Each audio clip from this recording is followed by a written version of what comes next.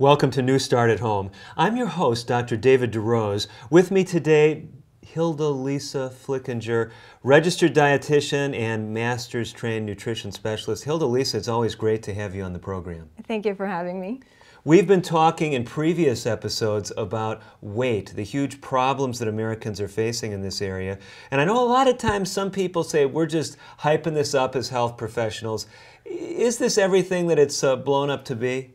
Well, I think so. 67% of Americans or of adults are either overweight or obese. Wow. And this, of course, poses a great risk for chronic disease such as diabetes and hypertension and heart disease. And how much does obesity have to do with these diseases? Just for example, just a couple of examples, according to the CDC, 80% of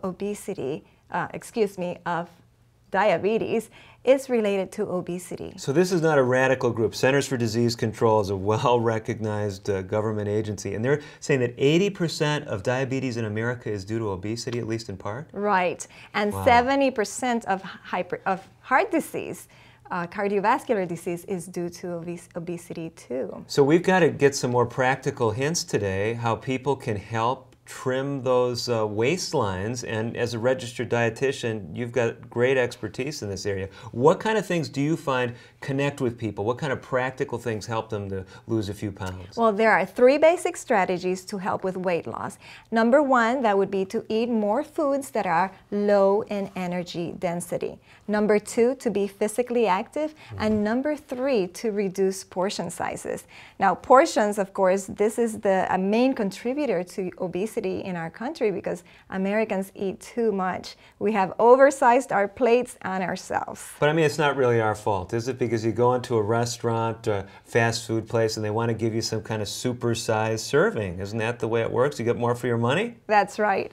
And when we're talking about portions, you hear those words serving and portions used interchangeably, but they refer to different things. Okay, wait a minute. So if someone says one serving of broccoli, that's different than a portion of broccoli? Yes. You got to make this clear for us. How does that work? Well, a serving is not what you happen to put on your plate.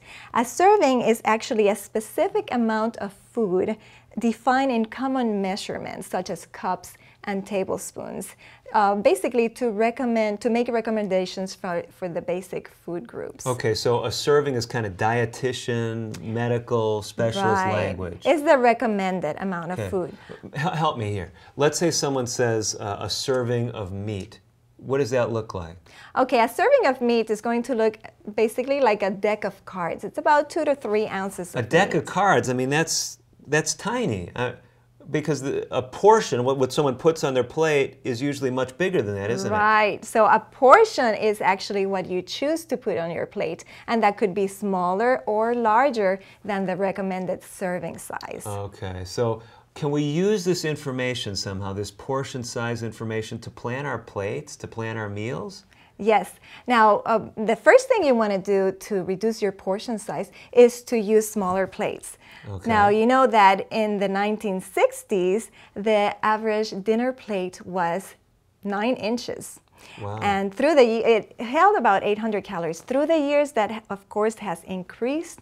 And now we have 12-inch plates that can hold, it can hold up to 1,900 calories.